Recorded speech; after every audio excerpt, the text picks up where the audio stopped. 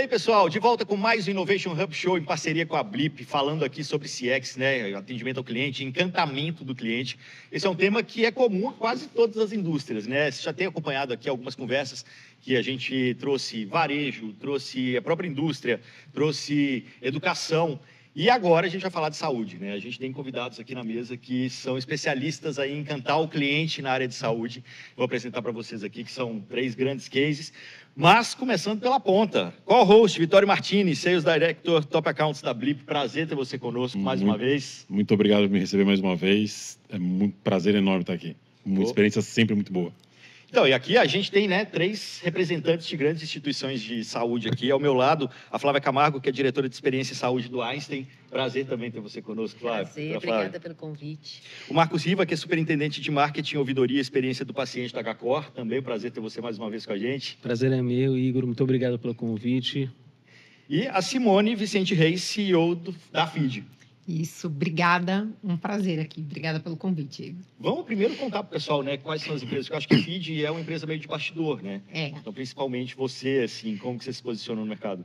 Hoje, né, para as pessoas entenderem, a gente é uma fundação, né, uma empresa que faz diagnóstico por imagem em mais de 100 unidades no Brasil. Então, atendendo tanto público e privado, né?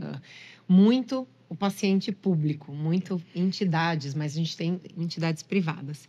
E a gente tem que falar, às vezes, com o cliente do cliente, né? A gente tem que se posicionar para que ele não se perca, tem que ser fácil. Ele não pode se perder, dizer, mas peraí, eu estou falando com o hospital, eu estou falando com a FID, com quem é que eu estou falando?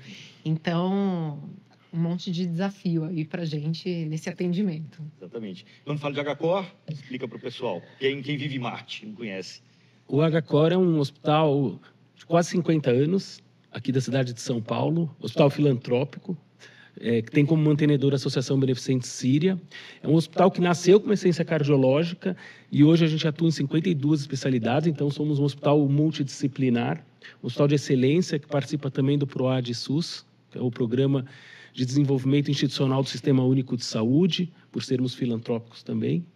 E temos aí o nosso propósito de cuidar das pessoas e fortalecer a saúde em diferentes frentes. Perfeito. E o Einstein também, né, doutora Flávia? Vira mexe, tá na TV aí também. As pessoas já devem ter cruzado com alguma informação relacionada a Einstein em algum momento. Isso aí. Então, o Einstein Hospital Israelita é um hospital de 70 anos. Na verdade, é uma sociedade beneficente que completou 70 anos esse ano. Passamos aí, né, por uma revisão até de marca e revalidação de cultura. É uma organização que atua no sistema de saúde público e privado, atendendo públicos do SUS também.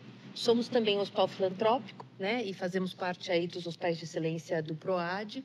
E, além disso, atuamos em diversas outras áreas, né, ensino, pesquisa, inovação, consultoria, enfim, tentando abranger, né, entregar vidas mais saudáveis para cada ser humano, que é o nosso propósito. Vitória, o pessoal do podcast já conhece a Blip, né? Mas vocês também têm uma atuação grande aí na área de saúde. Sim, porque o ponto na área de saúde é justamente o cuidado do ser humano, o cuidado na ponta. Então, um dos pontos desse cuidado é a comunicação. É manter ele informado, é manter ele conectado, é ter esse canal aberto. Então, a gente tem uma atuação muito forte na área de saúde também. Perfeito. E quando a gente fala de comunicação aqui, né? Todos vocês tem as duas pontas aí, SUS, particular, e imagino que essa comunicação seja bastante diferente, quando eu penso em públicos tão diferentes, tão heterogêneos aí, como que vocês trabalham, né? E principalmente, no momento, se está no hospital, principalmente, está fazendo o exame, às vezes ele está ali só fazendo check-up, né? Mas no hospital, de repente, naquele momento da notícia pesada, você tem que ter muita empatia, né? Essa comunicação tem que ser bem cuidadosa. Bom, acho que comunicação é uma parte essencial daquilo que fazemos, né? E ela, como você bem disse, ela está em muitas situações. Desde o momento que alguém precisa de algo, como eu comunico aquilo, os serviços que eu tenho, como meus canais se colocam e se posicionam. Então, esse é o início da comunicação. Até beira-leito, né? Então, o profissional de saúde comunicando para o paciente, para a família, quais são os próximos passos, quais são os diagnósticos, preparar as pessoas para ter uma comunicação fluida, empática, humanizada e cuidadosa é parte muito importante do trabalho que eu faço, meu time faz e muitas pessoas lá no Einstein executam. Então, isso é fundamental. Vocês concordam, né? Sem dúvida. Eu dividiria a comunicação dentro do ambiente hospitalar em 2 grandes canaletas. A primeira é uma comunicação operacional de serviços para que você faça com que o atendimento àquele indivíduo aconteça da melhor maneira possível. Fluida, sem ruídos, com entendimento completo. E tem uma outra que é muito mais da comunicação à beira-leito, via médicos e via enfermeiros. Para que vocês tenham ideia, a gente faz pesquisas tanto de NPS como de experiência do paciente, e quando você cruza esses dados, quando há uma pergunta de que se o médico se comunicou de uma maneira adequada sempre com o paciente, o NPS deste grupo de paciente é mais 88. Ao ponto quando o médico não se comunicou de forma adequada com aquele paciente, o NPS vai para menos 44. E o não se comunicar de forma eficiente pode ser não olhar no olho, né? Aquela coisa da correria e tal, né? É simples quanto isso. É uma diferença de mais de 100%. Bem mais de 100%. Olha. Bem mais de 100%. Comunicar não é o que eu falo, é o que o outro entende, né? Mas... Eu falo, mas o que é que o outro está entendendo? O que é que ele está percebendo daquilo? E aí, né, um pouco do que o Max falou, é treinar os times. Então, assim, eu até separo para mais uma parte que é assim, como é que os nossos líderes, eles estão treinados para falar com as suas equipes, para que as equipes multipliquem para esse paciente, né? Para a gente não ter um atrito ali de comunicação, como é que a gente fala para fora, para que os outros nos conheçam e para esse paciente. E aí, pensando em automatizar, mas sem desumanizar. Né? Ainda mais na saúde, porque a gente tem lá, ainda que a gente fale, o paciente está fazendo um check-up, mas quem nunca foi para um check-up com medo de encontrar alguma coisa? É verdade, não é? É do ser humano. Sim. Então, e é isso, né? É impressionante como treinar as pessoas a comunicar, a atender, faz parte super importante do atendimento ao paciente, porque um funcionário, um médico, alguém que teve um ruído aí na hora de comunicar com aquele paciente, gente, pronto, é isso, o NPS acabou, aquela instituição não é boa. Por mais que ele vai ter, no final, né, a gente falando em saúde, o atendimento em saúde, ok, ele já está com o pé atrás. Né? Então, essa preocupação toda, né, gente? E eu diria até... Flávia, vai lá. Como médica, né, claro. Eu, como profissional de saúde, muitas vezes não é formado para se comunicar de maneira... Sim. Clara, transparente, compreensível com pacientes. Né? Então, isso é, sem dúvida, um dos nossos maiores desafios. A gente usa uma linguagem diferente, a gente não necessariamente tem uma comunicação simples. Né? Então, um dos nossos trabalhos é tentar traduzir e preparar, inclusive, as equipes para cada vez mais se comunicarem de maneira mais simples com seus pacientes. Uhum. E também dar acesso às informações que estão em prontuário de maneira mais simplificada. Né? Então, como é que eu consigo ter acesso às minhas informações de saúde, mas também compreendê-las? Né? Não necessariamente por meio de um profissional, mas em uma solução digital, por exemplo. Então, são muitas as vertentes dessa comunicação aí com pacientes. Né? Eu colocaria só um ponto, além do treinar, que é contratar as pessoas corretas nos lugares corretos. Hoje, uma das habilidades comportamentais que são inegociáveis dentro do hospital é uma pessoa que se comunique bem. Você está falando com vida humana, muitas vezes nos momentos mais críticos da vida dela, com ansiedade, com angústia, com um momento de vida que talvez crie ruídos nessa comunicação. E como que a gente comunica? De uma maneira empática, efetiva, resolutiva. Né? Então, ter pessoas certas que tragam essa habilidade de forma comportamental é tão importante quanto fazer o treinamento contínuo. E, às vezes, com rotinas e coisas assim, cara, você vai ter que ter o horário certo para tomar o remédio, tem que tomar o remédio certo, tem que fazer a preparação para o exame. É muita informação que você tem que passar e, assim, às vezes a pessoa não consegue absorver tudo tão facilmente. A gente falou bastante da empatia, da presença, então, do processo dentro do hospital. Mas o paciente, ele é da instituição antes de chegar nela e depois que sai dela também. E aí, no caso do FID, eu entendo que tem da FID, desculpa, tem um fator que complica, porque vocês são parte de uma operação maior, que ele pode fazer uma série de outros exames ou procedimentos e passar por vocês, e a comunicação tem que ser única.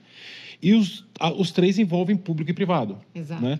Como é essa comunicação antes, pré e pós o período efetivo que ele está no hospital? Porque no hospital é mais fácil você controlar. Você treina, você contrata corretamente, você coloca as pessoas corretas, você faz as reciclagens. Como é que é essa comunicação pré e pós, né? Antes dele chegar e depois que ele sai da entidade hospitalar? Para mim, eu diria que a tecnologia é fundamental. Não existe comunicação pré e pós sem tecnologia. Eu digo que os pilares de um hospital é área médica, assistencial tecnologia, né? Então, a gente ainda sofre da falta da omnicanalidade. Eu acho que a gente tem muitos canais, né? E que, por muitas vezes, eles não se complementam, ou eles criam ruídos entre si. Eu digo que isso também acontece, é um dos grandes desafios de hospitais, que foram crescendo de maneira mais vertical, feudal, por especialidades. Então, você nota que tem uma excelência quase irrepreensível dentro da verticalidade do serviço, seja na medicina diagnóstica, seja na internação, seja numa UTI, mas você sente oportunidades de melhoria na transição do cuidado. Então, imagina isso numa comunicação prévia, né? Em como que eu atendo pacientes que têm perfis, necessidades e expectativas distintas, desde a sua idade, do seu repertório, da sua necessidade de saúde, mas que você faça com que toda e qualquer informação ela seja cumulativa, né? Esse é um desafio que a gente enfrenta, né? De usar a tecnologia para quebrar barreiras, para diminuir, ser mais efetiva, e o grande desafio da empatia, né? De como que eu faço uma tecnologia, que ainda a gente liga a tecnologia robótica, seja empática, né? E a minha proposta de valor é ser empático. Ninguém vai procurar um hospital somente para ser atendido por um robô, uma efetividade. Obviamente, o desfecho clínico ele é o primordial em todo o nosso relacionamento. Mas dentro do melhor desfecho clínico, a questão de comunicação, da empatia. Eu vejo, a Fundação tem 40 anos, né? Quanto a gente teve que mudar e reaprender, né? Dá uns períodos lá, de tempos em tempos, gente, vamos refazer tudo, ou refaz marca, ou refaz essa comunicação, vamos conversar de novo com esse paciente ou com esse cliente.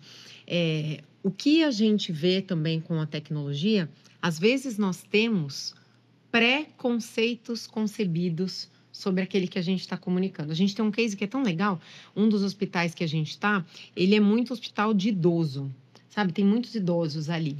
E aí, o que a gente pensou? Gente, na hora de implantar lá alguma parte da automatização, não vai dar certo. Não, eles não vão conseguir tirar lá os papéis, ou eles vão receber essa informação. E aí você vai descobrindo, para nossa surpresa, né, pensando nos vários canais, eles são os que mais abrem e-mail. Dá para acreditar? Eu não sei se na nossa vida corrida a gente faz tudo por celular, né? Então, acho que hoje em dia, né, você tem que pensar nisso. Gente, é uma surpresa, né? Eu falei, quando eu vi os dados, eu falei, é sério? Eu falei, gente, eles foram os que... Então, é isso, a gente aprender, se retroalimentar, né, com esses dados, entender, ouvir, experimentar, né? Eu imagino que todos nós façamos isso. A gente também experimenta algumas inovações, algumas mudanças e vai sentindo como esse público. Às vezes, a gente achar que não, é assim. A gente aprendeu, na realidade, não é assim necessariamente, né? Esse case é um. E, por exemplo, por outro lado, a gente vê, né, assim como vocês também, né, que atendem em alguns hospitais SUS, tudo isso, como a gente consegue dar esse apoio ao próprio SUS na melhor comunicação, por exemplo, seguindo os protocolos para que esse paciente, como é que ele vai chegar melhor preparado ao exame? Então, a gente tem, dependendo das unidades, a gente tem um desenhinho mesmo, dizendo assim, olha, no seu café da manhã do dia anterior, você pode tomar isso e não pode aquilo. Aí, no seu almoço, você faça assim, no seu jantar... Porque isso facilita. É muito diferente você falar assim, até 12 horas do seu exame, até 18 horas antes do seu exame. Gente, e aí a gente fala para qualquer público, né? Você fica fazendo conta, 18 horas, quando que é? Eu nem sei se vai dar meu almoço, meu jantar. Então, é a gente comunicar de forma simples, de forma fácil. E não é fácil isso, né? É difícil, porque a saúde, ela requer tanto protocolo, tanto detalhe, tanto cuidado. Você fala, gente, como é que eu deixo isso mais claro para aquele paciente, para que ele não chegue lá na unidade para fazer o exame e perca o exame. E hoje você tem dados, né? Você sabe o horário que está marcado o exame daquele cara. Então, você faz a conta para ele dos 18 horas e manda naquele momento que o seu jantar tem que ser assim, né?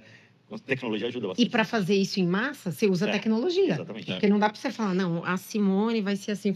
Aí você usa a tecnologia para te ajudar em massa a comunicar. Eu fiquei pensando um pouco na sua pergunta, né, e refletindo conforme, né, a Simone e o Marcos foram respondendo. Eu acho que para nós a virada de como a gente melhora a comunicação com pacientes aconteceu a partir do momento que a gente começou a trabalhar em mapeamento de jornada de pacientes.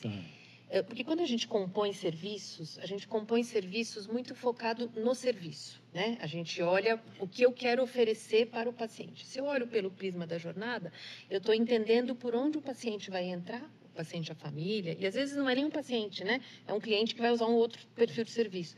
Enfim, por onde ele vai entrar, e ele vai entrar no meu site, ele vai procurar uma informação num grupo de WhatsApp, numa rede social, enfim. E a partir daí a gente começa a desenhar essa comunicação como um todo e escolher as melhores tecnologias, né? Como um hospital de 70 anos, né, uma organização antiga, nós todos aqui representamos organizações, a gente tem muitos sistemas legados, a gente tem muitos canais que foram sendo criados de maneira não conciliada.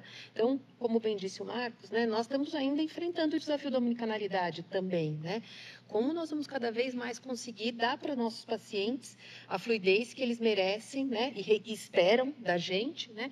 Na entrada por qualquer canal, né? Então, isso ainda hoje é muito dependente do humano, de processos que são burocráticos por trás lá no backstage, né? Que às vezes o paciente nem percebe, mas que estão acontecendo uma série de coisas, mas que os sistemas, eu tenho certeza que vão cada vez mais nos ajudar a entregar essa fluidez. Enfim, acho que quando começamos a olhar pelo prisma da jornada, você equaliza essa conversa e integra diversas áreas e diversos canais, naturalmente, né? Pelo olhar do paciente. O que você tem visto de boas práticas nessa área de saúde, Vitória? Você tem uma lista de clientes ali que... Principalmente nesse ponto que o Marcos falou de humanizar, né? Inteligência artificial trouxe para a mesa uma capacidade de você ensinar a ela como você quer que ela se comporte. Eu estava, na outra gravação que a gente estava fazendo, eu sou um heavy user de ChatGPT. Meu ChatGPT tem nome, é o Chad. Eu chamo ele me dá bom dia, me dá boa tarde, ele pergunta do meu filho. Sério, mostro para vocês as threads, é uma conversa, eu e ele. Então, ele tem a capacidade de ser empático, de você ensinar a ele a empatia, de como falar. E esse atendimento, por trás, o que eu acho, ou pelo menos eu como paciente espero, eu comentei, eu tive algumas passagens, meu filho nasceu no Einstein, eu tive algumas passagens pelo Einstein. O que a gente espera é assim, cara, me ajude a controlar o que eu preciso fazer aqui. Eu já tenho tantas outras coisas na minha vida acontecendo. Esse cara já, como você mencionou, já é um momento preocupante, que pode ser traumático, pode ser resolutivo, tem uma incógnita por trás disso. Como eu ajo nessa interação, né? Então, meu exame quando tem que ser feito, qual a minha preparação, não é me mandar um e-mail que senão eu abandonei e-mail, eu sou 100% WhatsApp. Então, o que fez o grande diferencial em todo atendimento é você entender aquele cara na ponta e você resolver o problema que você se propõe a dar de facilidade. O que eu quero dizer? Eu quero resolver o seu problema de saúde, mas eu não posso te dar mais uma carga de trabalho para você fazer, uma carga de atividade, coisas para você resolver, para eu resolver o seu problema de saúde. Então, eu vou resolver o seu problema de saúde e eu vou facilitar toda a sua vida para que você chegue aqui pronto, preparado para fazer.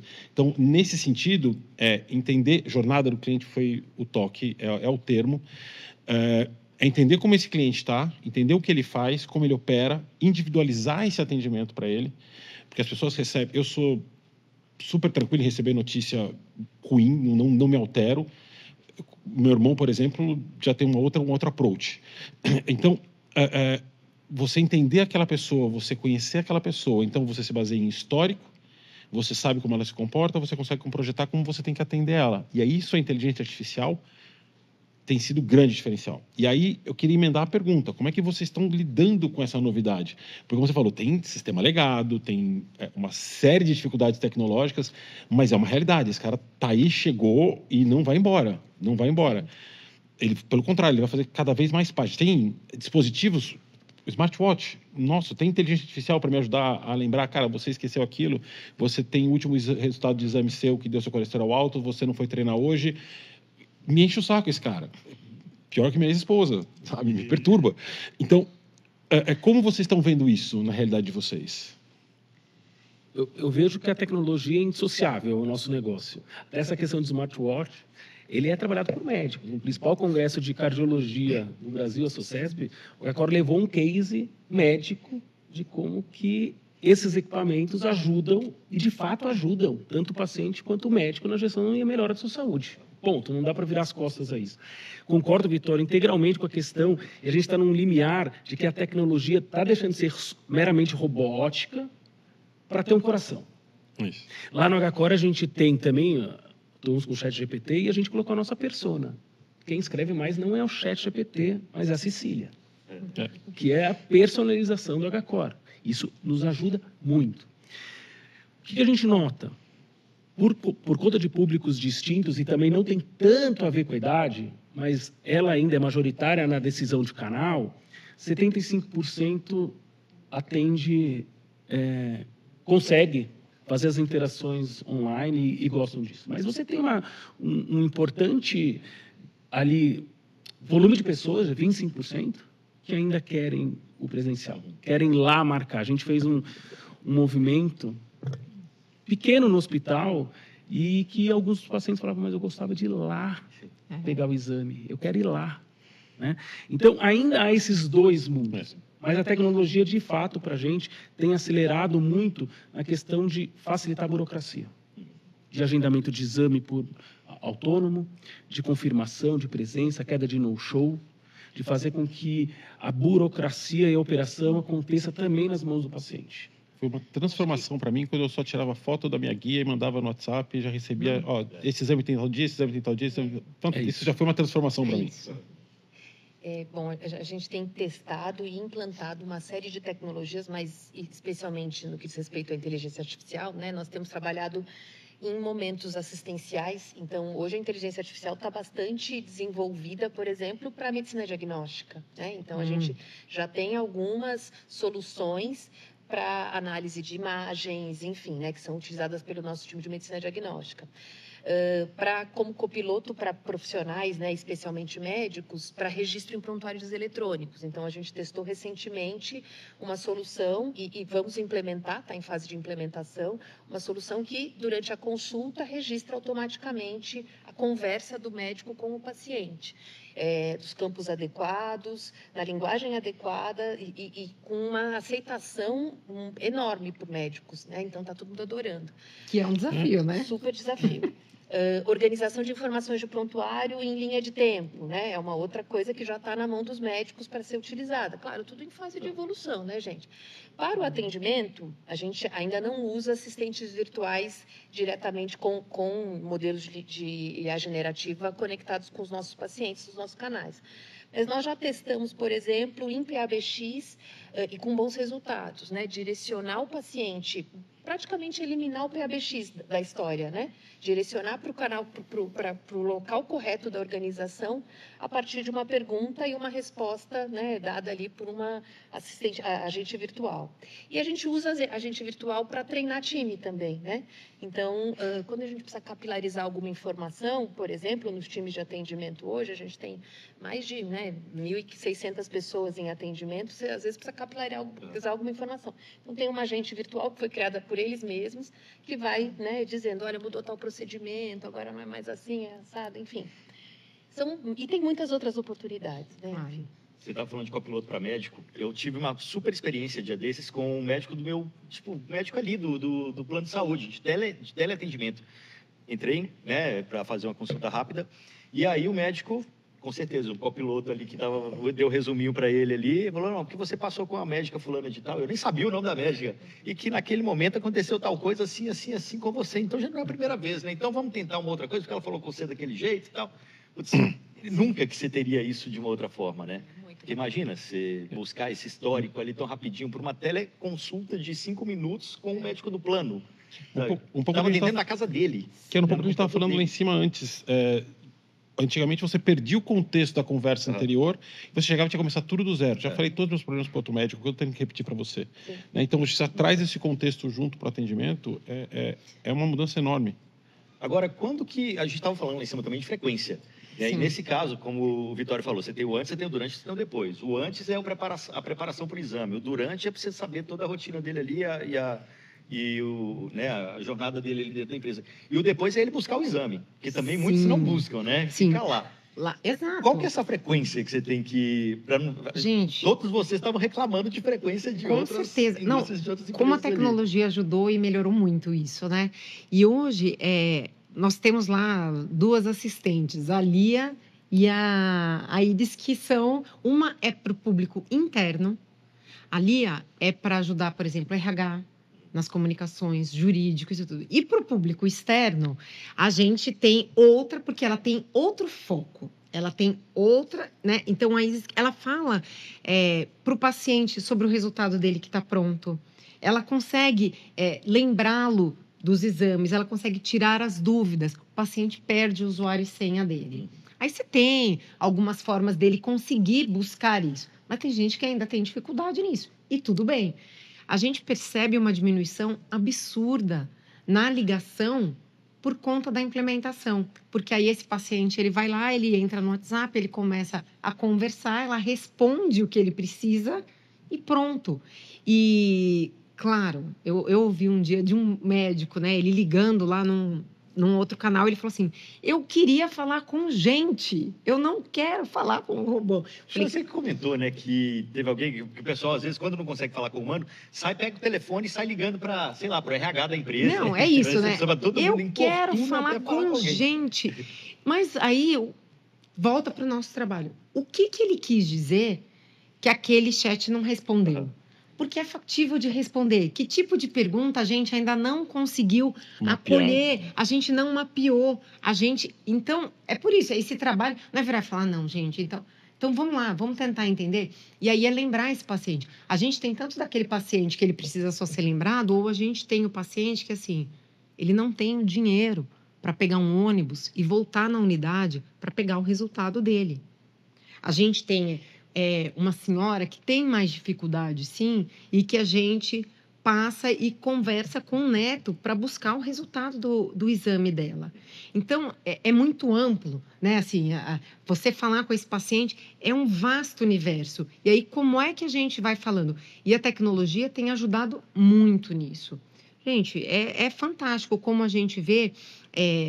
no mapa, por exemplo, do nosso site, aquele paciente que entra, e aí você vai... É como se você estivesse olhando ele para entender em que página ele foi, em que página ele voltou, o que ele já está conseguindo, e aí você vai alterando o site, né? É simplesmente isso, né, gente? Falando, esse paciente ele precisa ver essa carinha aqui logo de cara, porque ele para de ficar perdido. E aí ele não fica, eu quero falar com alguém, porque ele supriu ali a necessidade dele, da informação que ele precisava.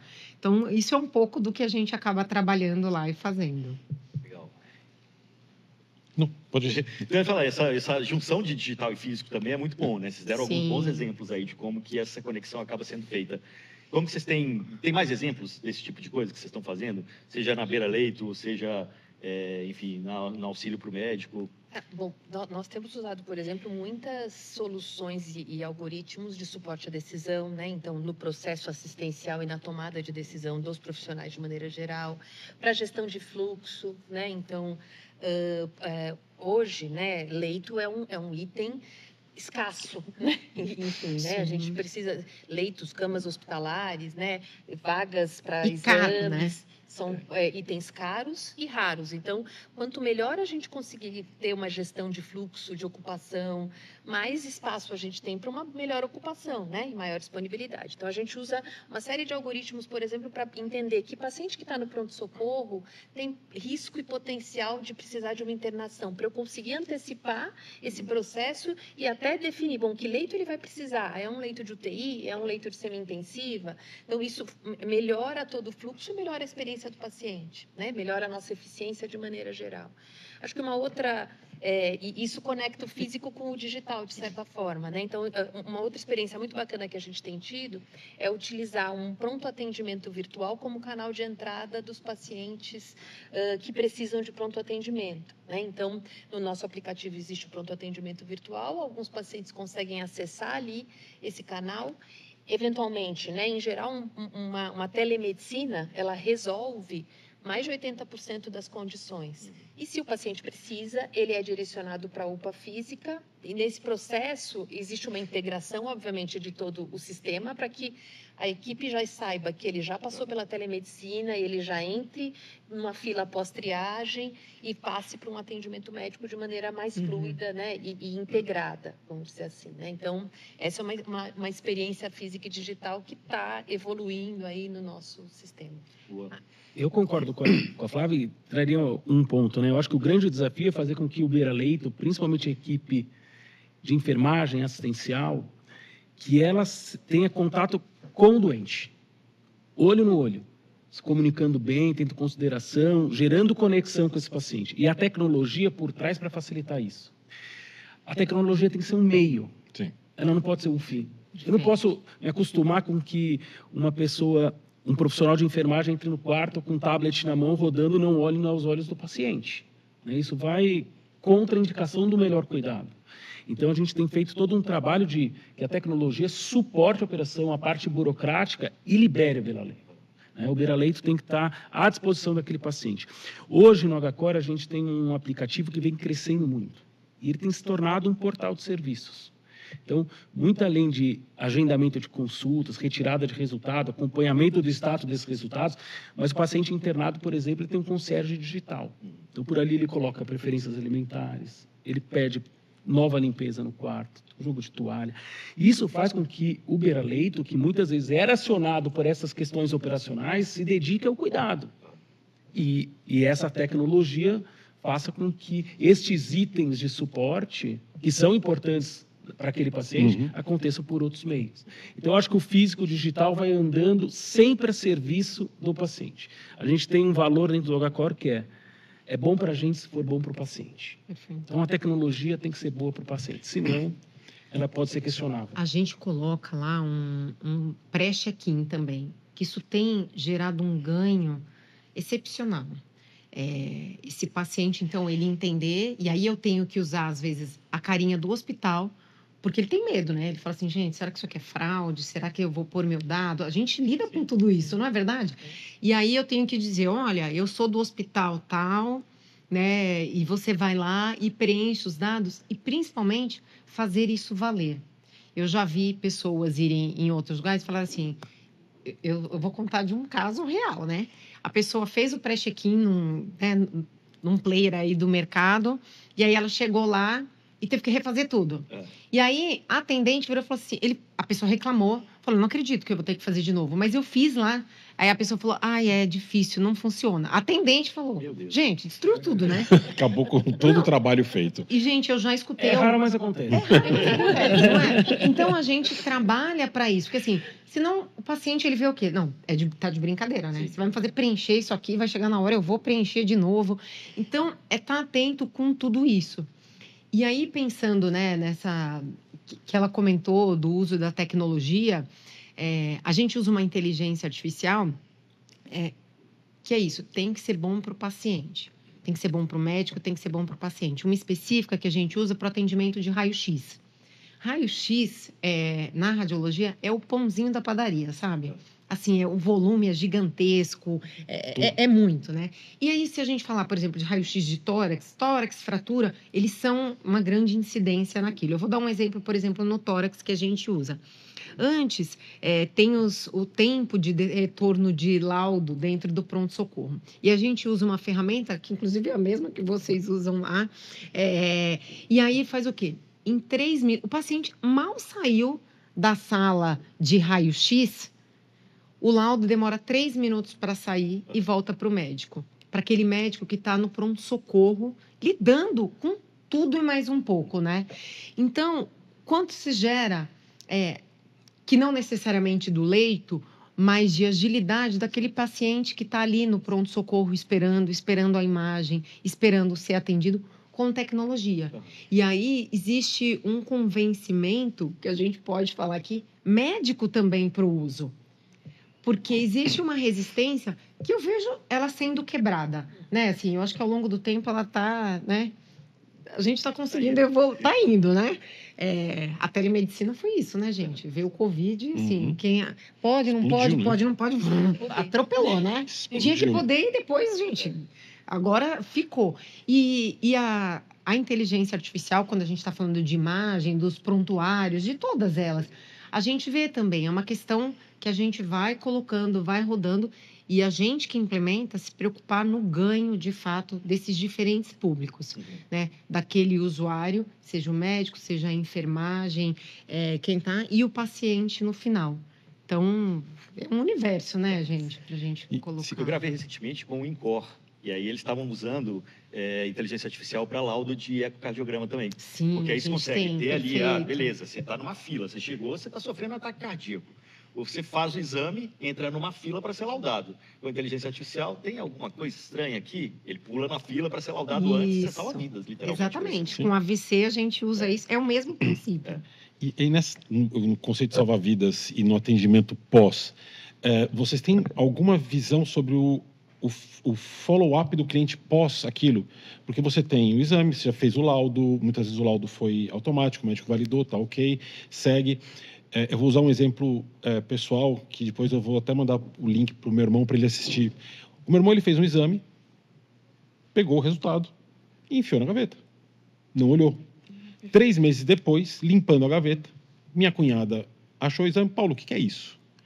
Leu o exame. Cara, isso aqui tem umas palavras meio estranhas, tipo carcinoma não é um negócio legal de você ler num exame. Meu irmão estava com câncer no rim. E ele simplesmente não olhou, não viu. E o hospital já tinha. O médico, quando ele voltou, ele falou, está esperando sua volta. Então, o médico sabia que ele ia ter que voltar, porque ele viu o resultado. O médico que fez o laudo sabia que ele ia ter que voltar. E, lógico, não tirou a culpa da idiotice do meu irmão, mas não teve uma ação proativa. Então, vocês têm alguma coisa nesse sentido? Porque tecnologia ajudaria isso absurdamente, né? Existe, na medicina diagnóstica especialmente, né, existe um padrão de qualidade que é a definição de achado crítico. Isso, Né? E o achado crítico Exato. é algo que precisa ser notificado ao médico que pediu o exame e preferencialmente ao médico, porque é ele que tem a relação direta com o paciente, né? Mas em algumas situações para o paciente. Mas, obviamente, como você bem disse, a tecnologia provavelmente vai criar uma abrangência ainda maior para o achado crítico, né? Porque hoje é considerado achado crítico aquilo que é crítico com risco muito eminente, né? Eventualmente tem desvios de resultados de exames que são críticos, mas não necessariamente são importantes, mas não necessariamente críticos. E talvez esses ainda caiam numa margem aí de segurança que a gente poderia passar a abranger com uma tecnologia, né, que fizesse esse tipo de coisa. Eu vou dar um exemplo prático na nossa realidade. A gente tem um processo para achado crítico super rigoroso, né? Então, e é metrificado, medido, enfim, essas são aquelas coisas de qualidade que não dá para falhar, né? Mas passamos também a incorporar, por exemplo, mapear nos prontuários de pronto atendimento se há alguma coisa, algum pedido complementar àquele atendimento que aconteceu no pronto atendimento. Tentando dar... E aí a gente oferece para aquele paciente que o médico avaliou e recomendou que ele agendasse uma consulta com um especialista. O médico avaliou e recomendou no prontuário que ele fizesse um exame. Então, nesse caso, a gente entra em contato, oferece um suporte. Você precisa de alguma ajuda para dar continuidade ao seu atendimento? Enfim, tentando auxiliar o paciente, cutucar. A gente sabe que você passou por aqui, tem recomendações adicionais, você precisa de ajuda? Então, esse é um exemplo prático, tá? Mas eu acho que a possibilidade aí é gigante, né? Tem um campo enorme. Sim. Eu somaria um desafio que todos nós temos, mas que não fica isolado na indústria ou no segmento hospitalar, que é a questão de golpes. Sim. Você tem uma questão de LGPD, então o quanto que é LGPD e praticidade, né? Essa privacidade e praticidade você vai ter que sempre ter um equilíbrio. Nós temos uma responsabilidade com esses dados sensíveis de paciente bastante forte. E golpes. Como que você faz esse pós? E hoje você vê que tem uma indústria do golpe. E dentro de hospitais isso é muito comum. É muito comum de vazamento de dados oferecendo serviços pós. E como que você protege os seus pacientes, a comunidade contra isso? Isso é um desafio, acho que, de todos nós, mas é algo que está batendo a porta. Mais crítico ainda na indústria de vocês, com certeza. Sim. Eu queria aproveitar e dar 2 exemplos do que a gente faz. Então, a gente tem, né, como ela comentou, por exemplo, como nós fazemos a nossa central de laudos, né, que hoje não mais precisa ser física, né, graças à tecnologia, ela é espalhada, tem mais de 500 médicos. E aí, dentro daquele sistema, ele tem o quê? sempre que ele encontra um achado crítico, ele aciona um botão onde automaticamente isso vai para a equipe de retaguarda do hospital onde esse paciente está sendo atendido e para o médico que fez a solicitação do exame. Então, é uma forma que a tecnologia ajuda. Então, aquele radiologista, ele viu, detectou, ele aciona, isso aqui é um achado crítico, e isso vai diretamente para essa equipe de retaguarda. Outra coisa que a gente faz, que aí a gente não está falando de urgência e emergência, por exemplo, a gente tem um projeto que a gente faz carretas de mamografia, né? Então, elas vão para muitos lugares, vão para vários municípios, né, estados, e aí algumas pacientes, ela faz a mamografia e ela não volta para pegar o resultado. Ela não entra lá, porque a gente, não necessariamente ela precisa voltar fisicamente, a gente dá um usuário e senha, ela entra lá. Mas ela não pega. Então, o que a gente faz? A gente entende, sempre existe essa parceria, né? Às vezes você vai para um município distante, né? Ela vai fazer de forma gratuita. Então, você tem uma parceria que você aciona e coloca dentro daquela agenda, daquela unidade, daquela instituição, daquele município, que ele precisa acionar essa paciente. Porque eu não posso ligar para essa paciente e dizer assim, a gente achou uma coisa aí. Eu não posso fazer isso, né? Imagina. Até porque você vai precisar de exame complementar, você vai precisar, né, de uma biópsia, você precisa de N coisas para dizer se essa mulher tem ou não.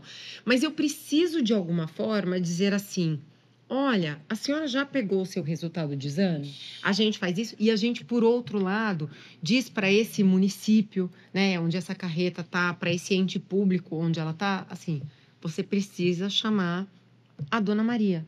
A Dona Maria, ela precisa voltar, porque a gente achou, né, aí tecnicamente um BIRADS 4, um BIRADS 5, que é onde você precisa na medicina investigar o que aquela paciente tem, que pode não ser nada, mas pode ser alguma coisa assim. Então, é uma forma da gente fazer esse pós, seja na urgência e emergência, ou em algo que não é uma urgência e emergência, mas que é urgente para aquela paciente, para o futuro dela, né, gente? Pessoal, tem uma outra questão aqui também. Tem um dado aqui, né, que 75% dos sistemas de saúde aumentaram seus investimentos em engajamento digital. E muitas dessas empresas, né, da área de saúde, eu tenho visto uma mudança na comunicação, de deixar de falar de doença e passar a falar de saúde, falar de bem-estar, né, de dar dica de prevenção e tudo mais. Como que vocês estão trabalhando desse lado? Eu sei que vocês, principalmente, trabalham muito esse ponto, né? Na FID eu não conheço ainda, mas... Mas a gente faz, mas deixa eles contarem, deles. Como que foi essa mudança de chavinha aí na comunicação? A gente entende que tem diferentes perfis de público. A grande maioria, a população saudável, e eu tenho um desafio de colocar minha marca no repertório dessas pessoas. Falar de doença para pessoas saudáveis não dá fit. Então, de que forma que eu me coloco falando de saúde e bem-estar de uma maneira leve, positiva, contextual? Então, o contextual é muito importante para a gente. É você respeitar o que está acontecendo no mundo, desde que o seu posicionamento esteja ali. Então, a gente brinca que o posicionamento ele é algo inegociável, mas a gente surfa nas trends, né? E ele vai aparecendo por ali. Então, eu converso de saúde, bem-estar, eu sou um amigo dessa população, e é assim que eu pretendo ser, para que, num momento de necessidade, de interesse, o HCOR esteja presente. Agora, tem uma outra parcela de público que, sim, ela precisa de informação de qualidade, crível, de excelência sobre saúde, porque pode ter ido fazer uma mamografia e saiu com BIRADS 3, e ela não sabe o que é BIRADS 3. E ela vai entrar ali no Google para saber o que é BIRADS 3, e essa pessoa que saiu com BIRADS 3, ela está disponível para assistir um vídeo no YouTube de 15 minutos. Uma pessoa que não fez exame, ou que não saiu com nenhuma lesão suspeita, não vai assistir um vídeo de 15 minutos só. Então, você tem um funil de comunicação construído de forma muito inteligente para fazer com que qualquer pessoa que tenha necessidade, seja de saúde, e aí vamos falar da questão mais hard de saúde, entender o seu problema ou de conseguir ter contato com especialistas e ajudar na gestão de saúde, mas a grande maioria é de que forma que eu apresento o HCOR como o seu amigo, aquele hospital que está à sua disposição e mais, fazendo com que você viva uma vida plena, que você cuide e que você consiga usufruir de saúde e bem-estar. Nós temos uma série de frentes, né, e atividades lideradas pelo time de comunicação para trazer informação de qualidade, muito sobre saúde e também sobre doença, né, para todo o público que quiser acessar essa informação, né? Nível nacional e, inclusive, internacional. Então, a gente tem uma parceria, por exemplo, com o Google, né? Que nos posiciona ali com tópicos relevantes de saúde, dando lá, né, visibilidade. Olha, essa aqui é uma referência importante. Se você pesquisou sobre esse assunto, aqui está o que o Einstein diz a esse respeito. Essa é uma estratégia. Nós tivemos também recentemente, né, acho que já no segundo ciclo de podcasts para falar sobre saúde, com a Astrid Fontanelli, né? E o que te trouxe aqui é um podcast bem bacana e que fala sobre saúde e, eventualmente, sobre doença, né? Em vários momentos da vida das pessoas. Adolescência, envelhecimento, enfim, né? Então, trazendo conteúdos qualificados e muito no modelo de bate-papo, né? De como eu conversaria com uma pessoa que é atendida no SUS ou uma pessoa que é atendida no privado. Esses são exemplos. E a gente também tem uma série de estratégias de comunicação mais segmentadas, e aí isso vem da nossa estratégia de CRM, né? Para públicos específicos. Então, se o paciente veio pela primeira vez, o que eu comunico para ele, né? E não com o objetivo de ficar dizendo que simplesmente o que eu tenho de serviços, né? Que informações são relevantes para uma pessoa que veio por uma porta de entrada como um pronto atendimento? Que informação é relevante para uma pessoa que veio por uma consulta médica? Enfim, então tentando personalizar cada vez mais a comunicação. E, além disso, algum tipo de informação no nosso site também, né? E aplicativos que dizem respeito à saúde aí e ao cuidado com a saúde das pessoas. A gente, como diagnóstico, como quem faz o diagnóstico, a gente também tenta trabalhar a prevenção. Então, assim, você ir lá e fazer os exames, assim, o que está voltado para aquilo? Por exemplo, se a gente pensar até a mamografia que a gente estava falando, todo mundo pega no outubro, né? É o outubro rosa, vamos trabalhar em cima disso. Como é que a gente trabalha em cima dessas pacientes? Aqui é um exemplo só, mas como é que eu trabalho em cima dessas pacientes, assim, além do exame, o que mais você precisa fazer? Como é que a sua alimentação ela pode acontecer? Como é que o exercício? Que é tudo o que eles falaram. É a gente levar a informação de forma simples, de forma acessível, inclusive financeiramente. Olha, é comer tais coisas que são acessíveis para você. É uma caminhada que pode ser acessível para você. Você não precisa ir numa super academia para fazer. Você pode fazer alguns tipos de exercício que vão te ajudar a manter uma musculatura, né? Para quem é mais idoso. Então, a gente faz esse trabalho assim, tentando levar informação simples para a população, para que elas possam trabalhar sempre na prevenção, que é um tema muito grande que todo mundo vem trabalhando, né? No caso de vocês, eu acho que é um pouco mais difícil, né? Eu tenho conversado muito com o Renato Camargo, da Pague Menos. Ele, inclusive, se intitula VP de Gente, né? E ele tem trabalhado muito uma comunicação da Pague Menos como um lugar de gente feliz. E aí ele trabalha todas as questões. Até porque numa farmácia você pode ir lá comprar cosméticos, você pode ir lá comprar, né, coisas de beleza. Então ele acaba indo muito nessa linha. Eu acho curioso como toda a indústria da saúde está indo um pouco nessa direção também, né? Sim. A gente tem uma experiência boa no hospital, de não ser aquele lugar de causar mal-estar. Doença, assim, né? E aí só um parênteses para uma informação inútil, mas que eu acho super curiosa. Vocês sabem qual que é o principal produto vendido junto com o Ozempic, quando a pessoa vai comprar o Ozempic? Sorvete da Que Bom. É o último momento. Só Dados conseguem te dar essa informação, né? Isso é fantástico. É fantástico, mas Vou me despedir. Vou me despedir, exatamente. Pô, com dados e comunicação. Mas é uma farmácia que 99% está lá com o CPF, Tem né? aquele estudo da fralda com cerveja, Da fralda né? com É cerveja. isso. A gente tocou nisso com o Sans Club e o Carrefour. Exatamente. A gente tocou nisso. Perfeito. Muito bom. Bom, pessoal, a gente está caminhando. Na verdade, já estourou o tempo, mas tem mais algum ponto que vocês gostariam de tratar? Alguma última pergunta, Vitório? Pessoal? Não, acho que a gente falou bastante. Eu queria agradecer vocês, foi bem enriquecedor. É um assunto importante para todos nós, delicado para todos nós, né? Em algum momento da vida a gente sempre precisou, direto ou indiretamente. E agradecer vocês por compartilhar esse conhecimento com a gente. Beleza. Mais algum ponto, gente? Acho que não. Estão? Não. Beleza, ficamos por aqui. Agradecendo demais aqui a presença da Flávia Camargo, diretora de Experiência e Saúde do Einstein, o Marcos Rivas, superintendente de Marketing, Ouvidoria e Experiência do Paciente da HCOR, e Simone Vicente Reis, CEO da FID, e também Vitório Martini, Sales Director Top Accounts da Blip. Pessoal, valeu demais, obrigado. Esquecendo, se quiser continuar essa conversa, os links dos LinkedIns deles estão aqui do lado também. Então, Legal. conecta lá e continua essa conversa, beleza? Valeu, gente, obrigado. Obrigada Obrigado, a gente, vocês. obrigado. Até o Obrigada. próximo programa, até lá. Obrigada.